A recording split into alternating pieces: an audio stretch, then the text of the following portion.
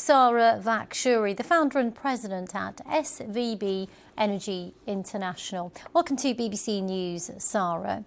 One question, of course, there's been so much concern about rising oil prices in the last week. Will the inclusion of Russian oil that was previously sanctioned, do you think, actually bring prices down?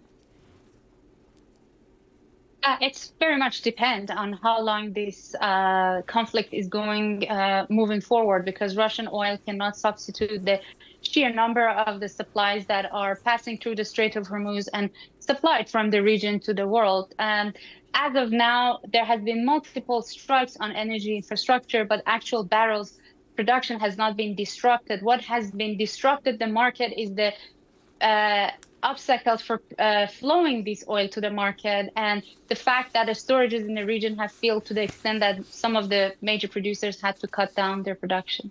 We've been talking about how the price of Brent crude has really dramatically risen by some 45% since the start of this war. Do you think it could get even higher as the Strait of Hormuz continues to be blocked?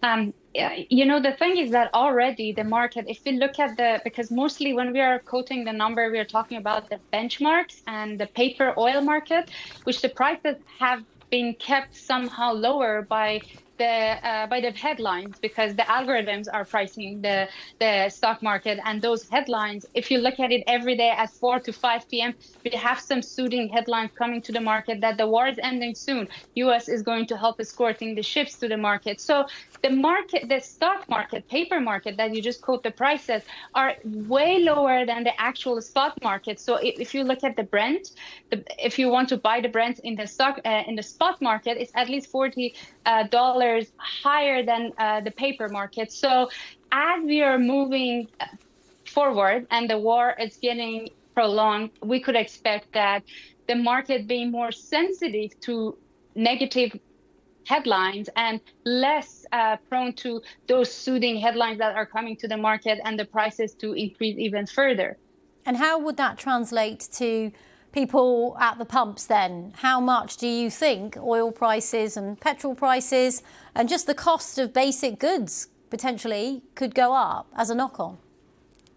Well, obviously, the higher the oil prices are, the inflation around the world goes higher, depending on the country's sensitivities, the domestic budget for that. But the other important thing to consider is that it's not just oil, but natural gas exports that have been halted from this region, direct impact on electricity, fertilizer, and also the export of fertilizer. So far, there are only 1 or 2 countries that can reroute their export. Saudi Arabia, with their foresight vision, they were able to build this redundancy into their system to reroute the oil from another route. But the whole oil, natural gas, and other products, aluminium, fertilizer, all of them have been halted. And the global food security, economic security, as you said, and energy security would be more threatened as this war is extended. OK, Sara Vakhshouri, thank you very much for taking us through the implications of the war on the oil and gas prices. Thank you very much. Now, the UK government's